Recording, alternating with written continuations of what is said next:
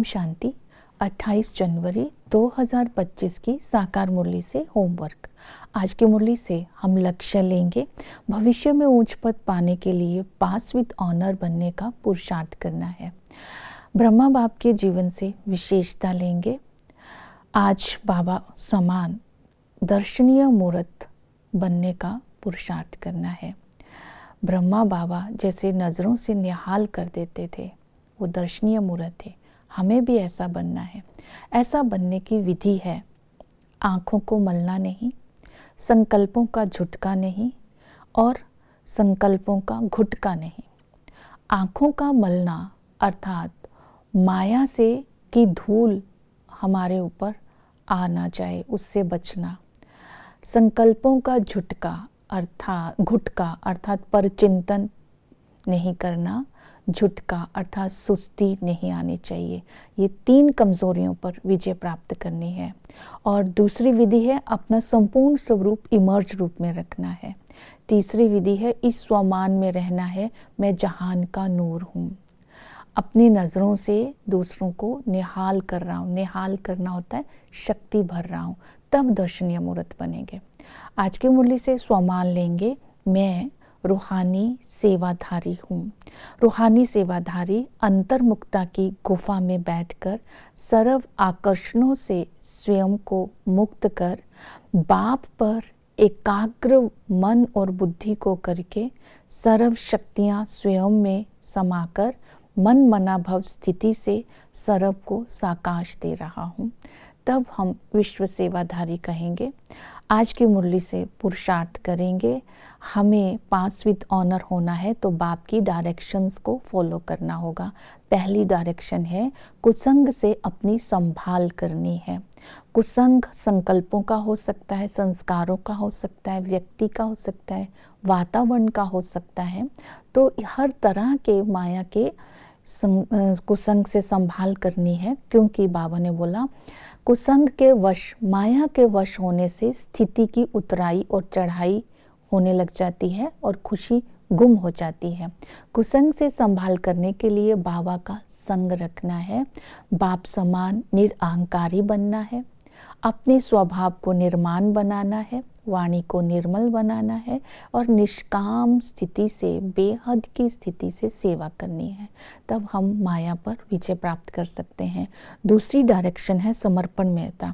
अपना सब कुछ एक्सचेंज करना है। एक्सचेंज करना क्योंकि बाबा संगम पर सर्राफ बन करके आए हैं।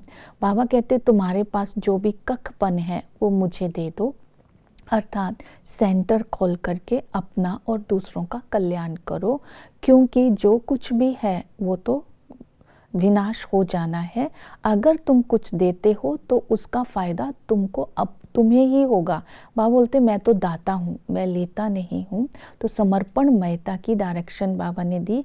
तीसरी डायरेक्शन दी पवित्रता की। बाबा ने कहा बाप कहते हैं पवित्र बनो, ब्रह्मा बाप की दाढ़ी की लाज रखो, कुछ भी ऐसा कर्म ना हो जिससे कलंक लग जाए। बाबा ने कहा कि बाप तो हीरे जैसा बनाते हैं, तो हीरे जैसा बनने के लिए, पवित्र बनने के लिए बाबा को अपना साथी बनाओ। जब हम बाबा को अपना साथी बनाएंगे तब हमारी कर्मातीत अवस्था आ जाएगी, हम पास विद ऑनर हो जाएंगे, किसी प्रकार की सजा नहीं मिलेगी और भविष्य में ऊंच पद पा सकेंगे। दूसरी विधि बताई कि अपने पुरुषार्थ को और अच्छा बनाओ। पुरुषार्थ को अच्छा बनाने के लिए अपने आप से बातें करो। अपने आप से बातें करना अर्थात हम क्या थे और हमें अब क्या बनना है, अपने लक्ष्य को स्मृति में रखना है। फिर नेक्स्ट डायरेक्शन दी श्रीमत का पालन करो। तो बाबा ने कहा श्रीमत है, बाबा का हुक्म है, किसी से उधार नहीं लेना, नहीं तो 21 जन्म भर कर देना पड़ेगा। तो इसलिए बाबा के बच्चे कभी भी किसी से उधार नहीं ले सकते।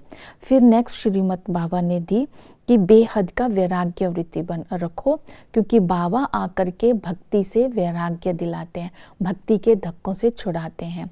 तो पहले भक्ति है, फिर ज्ञान है, और पहले भक्ति है, फिर वैराग्य है, फिर ज्ञान है। तो पहला वैराग्य है पुरानी दुनिया से वैराग्य। पुरानी दुनिया से वैराग्य स्वतः हो जाएगा अगर ये स्मृति में रहेगा, आप मुए मरगी दुनिया। जब आत्मा ही शरीर से अलग हो जाएगी तो अपने लिए तो सारी दुनिया मरी पड़ी है। फिर बाबा ने कहा ट्रस्टी बनो, जो कुछ भी आप धंधा दोरी शरीर निर्वाह अर्थ भले करो, सब कुछ संभालो, लेकिन ट्रस्टी बन करके संभालो। हर चीज से, हर बात से अपने ममत्व को मिटा दो। ये डायरेक्शंस को अगर हम फॉलो करेंगे तब पास विद ऑनर हो सकते हैं। नेक्स्ट बाबा ने विधि बताई याद। एक बाप की याद में ही रहना है, क्योंकि ऐसी याद हो कि अंत समय बाप के सिवाय कोई और याद ना आए। जब हमारा शरीर छूटे केवल बाबा ही याद रहे, ऐसी याद करेंगे।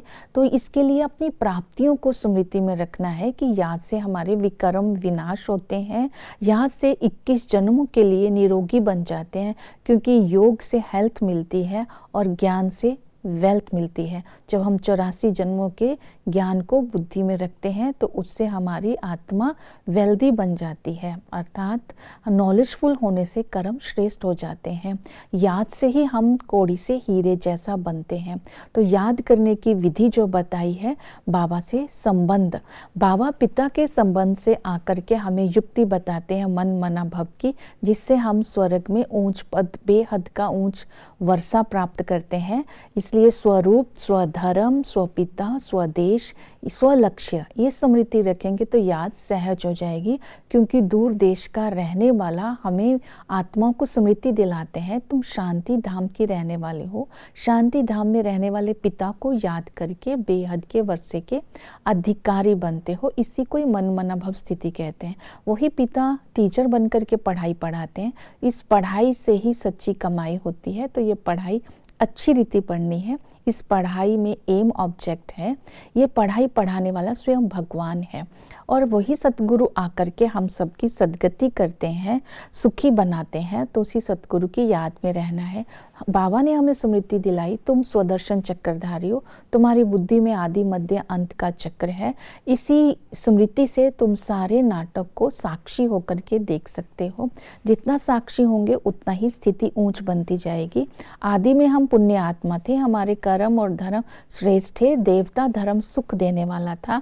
मध्य में पाप आत्मा बनते हैं, धर्म और कर्म हमारे भ्रष्ट हो जाते हैं, तो जिसके कारण स्थिति हमारी नीचे आ जाती है। ये सारा झाड़ जड़ जड़ीभूत अवस्था को प्राप्त कर लेता है। अंत में बाप आकर के हमें पाप आत्मा से पुण्य आत्मा बनने की युक्ति बताते हैं, पुरुषार्थ कराते हैं। सेवा के लिए बाबा ने कहा कि तुम सब नर्स हो, तुम सबको सेवा करनी है, बाप का सबको परिचय देना है। क्योंकि बाबा ने कहा जब तुम दूसरों को ज्ञान देते हो तो दूसरे आप पर कुर्बान जाएंगे, तुम्हारे द्वारा उनको साक्षात्कार भी हो सकता है। सेवा करने के लिए ज्ञान की पहले बुद्धि में धारणा होना जरूरी है। ओम शांति।